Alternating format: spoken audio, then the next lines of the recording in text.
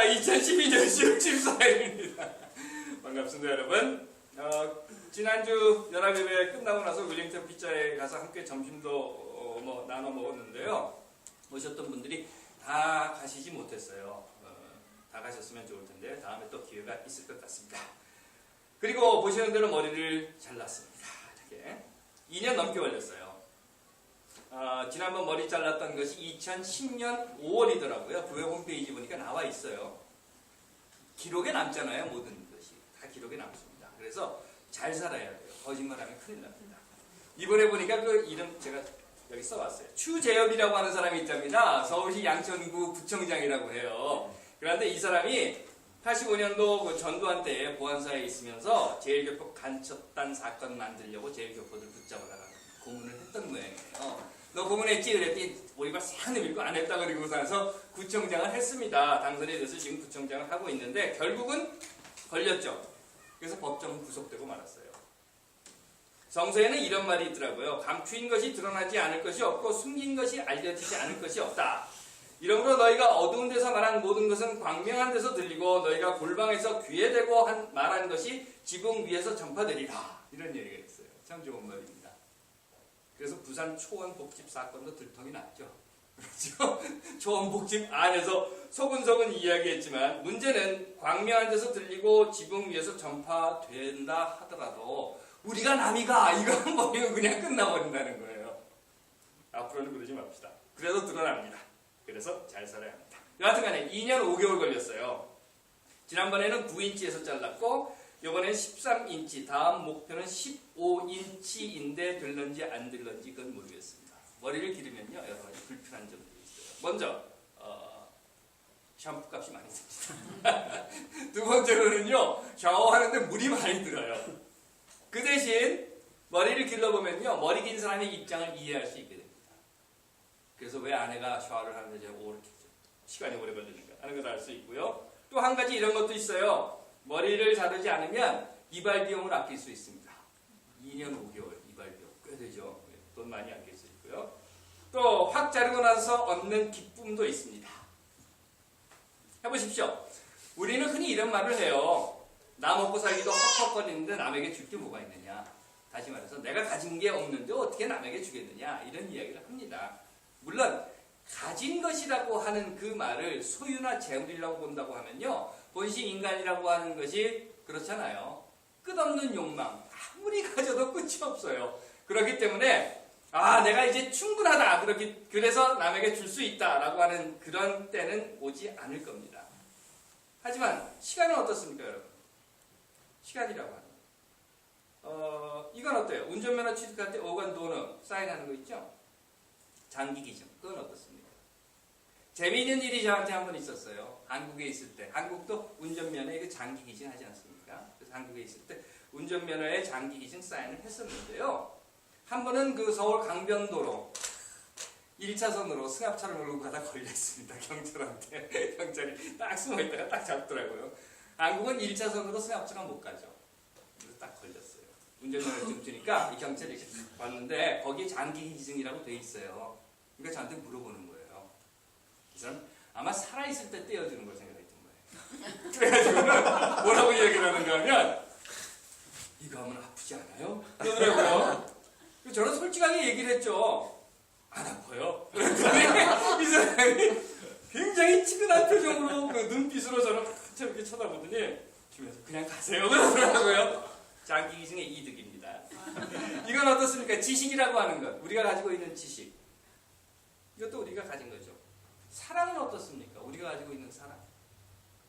나는 사랑 가진 게 없어서 나눠줄 것이 없다. 이렇게 말할 수는 없을 거예요. 사실요, 어차피 우리는 가진 것이 아무것도 없어요. 아니요, 가지고 갈 수 있는 게 아무것도 없습니다.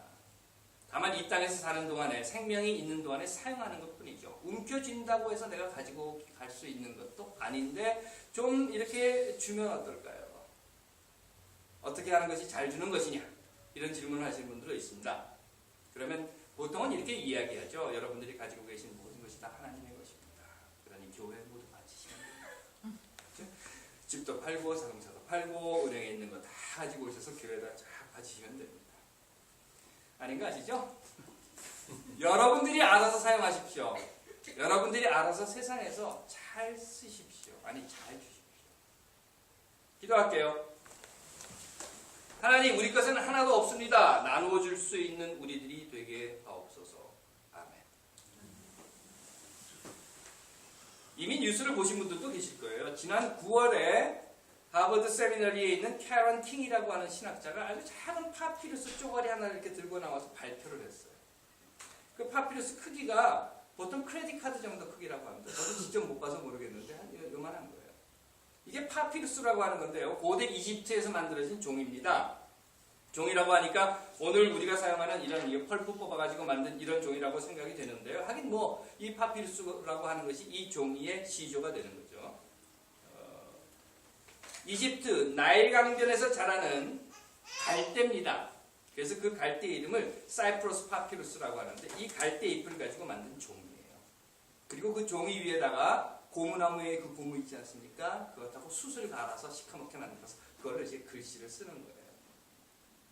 물론 양피지가 있었죠. 양껍질이요. 양껍질에다가 글을 썼던 것도 있었는데 파피루스가 생겨나면서 이제는 양피는 이렇게 둘둘둘 말아야 되잖아요.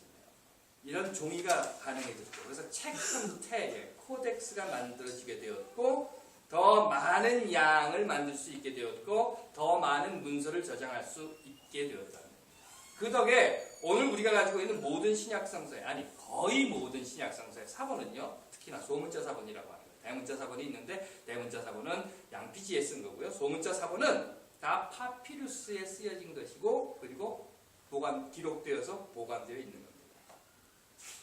물론 앞에서 말씀드린 것처럼 양피지에다가 써놓은 신약성서 사본도 있어요. 그걸 이제 대문자 사본이라고 하는데요. 그거는 소문자 사본보다 한 2세기 후에 쓰여진 것이기 때문에 신약성서 우리가 가지고 있는 이 신약성서 물론 원본은 없습니다. 거의 모든 사본은 다 파피루스에 쓰여졌다. 이렇게 보시면 돼요. 파피루스라고 하는 그런 거고요. 이번에 발표한 파피루스 역시 그 신약성서 사본을 쓰던 그 파피루스와 같은 것인데요. 앞에서 말씀드린 것처럼 크레딧 카드 정도 크기의 이렇게 조그만 조그만 조각입니다. 그리고 거기에 한 7, 8줄 정도의 글이 쓰여져 있어요. 여기에 쓰여져 있는 글이 콥티거입니다. 콥티거라고 하는 것은요, 이집트 언어죠. 그리고 이 콥티거는요, 당시 기독교가 처음 이 팔레스타인에서 시작을 해서 초기에 이집트로 전파되면서 성서를 헬라어에서 그리고 아람어에서 이집트어인 콥틱어로 번역을 하는데 사용을 했고 그 덕에 현재 우리는 콥틱어로 되어 있는 신약성서 사본들을 굉장히 많이 가지고 있어요. 그리고 이번에 킹 박사가 찾아내서 발표한 이 파피루스도 콥틱어로 쓰여져 있는데요. 그 내용을 번역해 보니까 저는 콥틱어를 못합니다. 그래서 영어로 발표된 내용을 그대로 읽어드리면 이렇다는 거예요. Jesus said to them. 여기서 them이라고 하는 것은 그 제자들이고요. 그런 후에 이렇게 코트가 되어 있는데, 그러니까 따옴표가 되어 있는 거죠. Jesus. 예수가 말했다. 그리고 뭐라고 말했는가. 그런데 그 말이 여기까지만 나와 있어요. My wife. 이렇게 되어 있는 겁니다. 그 뒤는 이제 잘라줘서 없어요. 그러니까 Jesus said to them, quote, my wife. 그 다음에 없어요. 쪼가리가 요만한 거니까 그 뒤에는 없는 거예요. 그 뒤에는 무슨 이야기인지 모르겠어요. 이 이야기를 그대로 한글 개역 성서 번역식으로 번역을 하자면 이런 얘기겠죠. 예수께서 제자들에게 말씀하셨다. 따옴표하고 내 안에 그 다음에 따옴표가 없는 겁니다. 뭐라고 얘기를 한 거예요. 그 뒤에 말이 뭔지는 몰라요. 혹시 뭐 내 아내가 나를 때렸다라든가 밥을 안 준다 아니면 뭐 둘째를 낳았다거나 아니면 니네들하고 놀지 말라 그랬어 라고 얘기했는지도 몰라요. 여하튼 그 뒤는 없습니다. 그런데 이 문서에서 예수가 내 아내 라고 언급했다고 기록한 이 문서가 한 4세기경에 쓰여진 것으로 보이는데 킹 박사는요 그 문서 그만한 쪼가리의 파피루스를 들고 나와서 발표를 하면서 뭐라고 얘기를 했는가 하면 그렇다고 예수가 결혼을 했다, 아내가 있다, 없다, 뭐 이런 결론적인 이야기를 하려는 것이 아니라 자, 내가 이런 문서를 발견을 했다. 이집트에 있는 어떤 수집가가 이걸 나한테 보내서 내가 해석을 해보니까 이런 건데 이제부터 같이 이 문서를 한번 분석해 보자 라고 발표를 했습니다. 하지만 이 발표가 나자마자 난리가 났죠. 와글와글 시끌벅적. 바티칸은 이미 이 문서는 가짜다 하고 발표를 해버렸어요. 본격적인 문서 시작도 하기 전에 이미 이 문제는 논쟁의 핵심이 되어버리고 말았습니다. 바티칸 뒤집혔습니다. 자, 여러분들은 어떻게 생각하십니까? 예수에게 아내가 있다. 즉 예수가 결혼을 했다. 어떻게 생각하십니까? 아마 이렇게 생각하시는 분들도 계실 거예요. 예수가 결혼을 했거나 말거나 나한테 청첩장 보낸 것도 아니고 축의금 달라고 하는 것도 아닌데 나하고 상관없다. 이렇게. 하지만 이 예수의 결혼 문제는요. 2012년 9월에 그 조그만 파피루스가 발견됨으로 해서 시작된 것이 아니라 굉장히 오래전부터 논의가 되었고 논란이 되었던 겁니다. 또한 이 예수의 결혼 문제는요. 지금까지 계속 기독교 역사 속에서 논의는 되고 또 한 번씩 튀어나오고 다시 또 어디선가 끌어나오기든 하지만 그래도 늘 금기시 되었던 단어입니다. 더욱 잘 아시는 대로 기독교라고 하는 것이 사회, 문화, 관습, 규범의 밑바탕이 되어서 세워진 서구사회, 웨스턴 소사이어티라고 하는 곳에 있어서 이 예수가 결혼을 했는가 안 했는가 하는 문제는요. 단순히 종교와 교회의 문제만이 아니라 사회, 문화뿐만 아니라 정치, 종교적 지배 구조에까지도 큰 영향을 주는 몽땅 다 뒤흔들어 파괴하는 폭탄이 되어버린다고 생각을 했던 겁니다. 기억나세요? 얼마 전에, 수년 전이죠. 나왔던 다빈치 코드라고 하는 그 소설. 그 이야기가 뭡니까? 이런 거예요. 예수가 결혼을 했고 예수의 자손이 현존한다 하는 겁니다. 지금도 예수의 자손이 어떻게 살고 있다. 자, 그러면 제가 여러분들께 다시 한번 여쭤볼게요. 예수에게 아내가 있었다는 것, 즉 예수가 결혼을 했다는 것, 그것이 여러분들에게 어떤 영향을 미칩니까? 여러분의 삶에 무지무지한 삶을, 문화를, 사회를 대혼란으로 몰아넣을 그런 충격을 가져다 주십니까? 예수가 결혼을 했대! 어떠십니까? 사도신경이라고 하는 게 있어요. 교회 다니신 분들은 한두 번쯤 다 들어보셨을 겁니다. 아니, 사실 한두 번 들어본 건 아니죠. 보수교단에서는 이 사도신경 못 외우면 세례도 못 받습니다. 그래서 반드시 외워야 됩니다. 카톨릭과 개혁교회, 또 영국교회, 루터란 이렇게 교단마다 조금씩 다른 단어를 사용을 하기는 하지만 내용은 전체적으로 이런 겁니다. 제가 읽어드리면 전능하신 하나님 천지의 창조주를 믿습니다. 하나님을 믿는다. 창조주인 하나님을 믿는다. 전능한 하나님을 믿는다. 그리고 그 이후에 나오는 것이 그 외아들 우리 주 예수 그리스도 성령으로 인하여 동정녀 마리아에게 잉태되어 났고 본디오 빌라도 통치 아래서 고난을 받고 십자가에 못 박혀 죽고 묻혔고 사흘 만에 죽은 이 가운데서 부활했고 하늘에 올라 전능하신 하나님 오른편에 앉아 있고 그리로부터 사니와 죽은 이를 심판하러 올 것이라고 믿는다 라고 합니다. 물론 그 후에 이어서 성령을 믿고 거룩한 교회와 성도가 서로 교통하는 것과 죄를 용서해 주는 것과 몸이 부활하는 것과 영원히 사는 것을 믿는다 라고 하는 것이 전체의 구조입니다. 이 사도신경이라고 하는 것은 신앙 고백이라고 하는 겁니다. 그런데 사도들의 신앙 고백이라고 하는 이야기로 해서 사도신경이라고 불렀던 거예요. 세 부분으로 나눠져 있죠. 하나는 하나님에 대한 신앙 고백, 하나는 예수에 대한 신앙 고백, 그리고 성령에 대한 신앙 고백. 즉 믿음을 고백하는 겁니다. 나는 이렇게 믿는다라고 하는 거예요. 물론 이 사도신경이 정확히 언제 만들어졌느냐 우리는 잘 몰라요. 다만 초기 교부 시대, 그러니까 아마 170, 80년 뭐 이때부터 서서히 사용되지 않았는가 이렇게 추측은 가능합니다. 그리고 오늘날과 같은 모양으로 기록된 것은 한 700년경이라고 해요. 그리고 한 8, 900년쯤 돼서 로마 캐톨릭에서 공식적으로 야 우리는 이걸로 믿자 하고 문서를 만들어서 모든 교회에서 사용을 했다고 합니다. 그런데 이 사도신경에 보시면요 참 말 안 되는 부분이 있어요. 예수에 대한 고백입니다. 다시 한번 보시면 이런 거예요. 동정녀 마리아에게서 나시고, 뭐 그건 그렇다고 하죠. 마리아가 동정녀라고 믿는 것이야 뭐 어차피 자기 믿음이니까 아니라고 우긴다고 해서 뭐 그렇다고 우기는 사람하고 싸울 일은 없는 거고 그건 자기가 믿는 거니까 믿으라고 하세요. 그런데 그 이후에 나오는 고백이 뭔가 하면 이런 거예요. 본디오 빌라도에게 고난을 받고 십자가에 죽었다. 다시 동정녀 마리아에게 나고 본디오 빌라도에게 고난을 받고 십자가에 못 박혀 죽었다. 뭐 좀 이상하지 않으세요? 간단히 자서전을 쓴다고 한번 생각을 해보죠. 암에 걸려서 수술을 받다 돌아가신 어떤 분이 있어요. 그분의 자서전을 지금 우리가 쓰고 있습니다. 그러면 이렇게 쓰는 거예요. 어머니 누구누구에게서 낳고 어느 의사가 수술하던 중 죽었다. 이게 자서전입니까? 이게 자서전이에요. 낳고 죽었다. That's it. 끝. 태어나자마자 죽어요? 아니죠. 그러면 태어나서 죽을 때까지 뭐 했어요?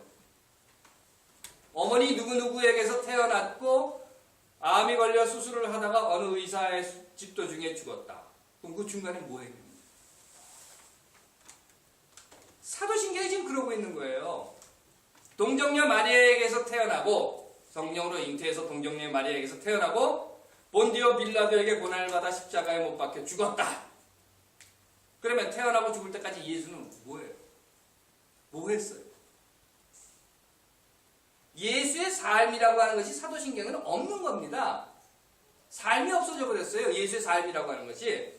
그 말은 예수의 삶, 예수가 어떤 생각을 했고 어떤 말을 했고 무슨 행동을 했고 어떻게 살았는가 하는 것은 고백되지 않고 단순히 이렇게 태어났고 죽었다. 이것만 가지고 예수가 그리스도다, 구원자다, 우리의 삶을 하나님께로 인도하고 세상을 변화시키고 이 땅 위에 하나님의 뜻이 이루어지게 바꾸어줄 구세주로 믿는다라고 고백을 하는 겁니다. 말이 됩니까?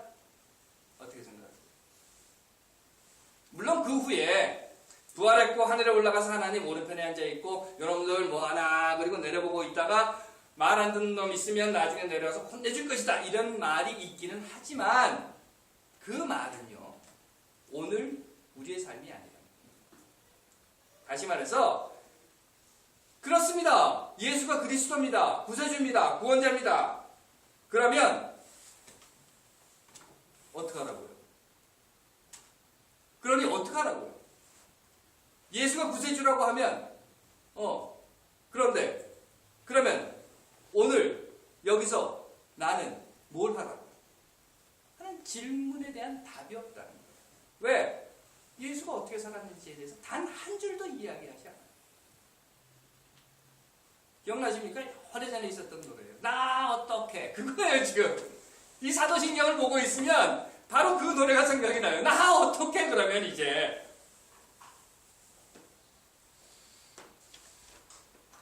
여러분들은 예수가 그리스도 구원자라고 믿으십니까? 물론 아니. 뭐 그러면 됐어요. 더 얘기할 거 없어요. 안 믿으면 그만인 거예요. 하지만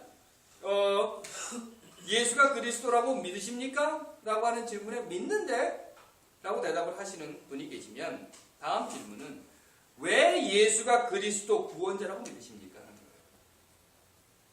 예수가 동정녀 마리아에게서 태어났기 때문에 예수가 본디오 빌라도에게 십자가형을 언도받고 십자가에서 죽었기 때문에 예수가 왼손잡이였기 때문에 모르지 뭐 오른손잡이였는지 아니면 예수가 배를 깔고 잤기 때문에 아니면 옆으로 누워서 잤기 때문에 코를 골았기 때문에 안 골았기 때문에 예수의 엉덩이가 짝꿍댕이기 때문에 아니면 얼굴에 주근깨가 있든지 예수가 결혼을 했든지 안 했든지 아이가 있든지 없든지 예수가 이성에 자든지 동성에 자든지 예수가 십자가에서 죽었든지 안 죽었든지 예수가 그리스도라고 하는 것을 믿으십니까? 안 믿으십니까? 그 말은 앞에서 제가 쭉 설명드린 이 모든 것들이 예수가 그리스도로 믿는 신앙 고백의 근거가 되십니까? 안 되십니까? 예수가 그리스도라고 믿으십니까? 그러면 만일 예수가 이성애자가 아니라 동성애자였다면 예수를 그리스도로 안 믿으시겠습니까?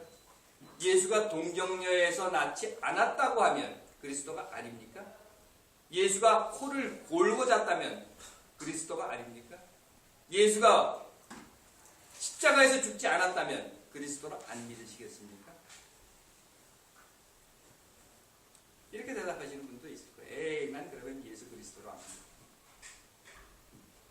그렇다면 제가 여러분들께 다시 한번 물어보죠. 그러면 왜 여러분들은 예수를 그리스도라고 믿으십니까?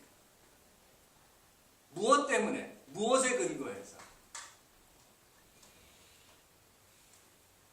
아십니까? 그러니까 여러분 우리 뇌가 사용하는 에너지가요. 우리 몸 전체에 사용하는 에너지의 20에서 25%랍니다. 저처럼 머리 조금 쓰는 사람은 아마 한 18% 정도 쓸 것 같아요.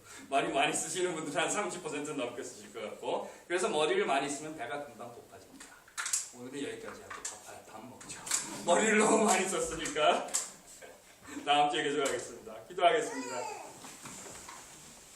하나님, 오늘 우리가 예수를 그리스도로 고백할 수 있게 하옵소서. 아멘.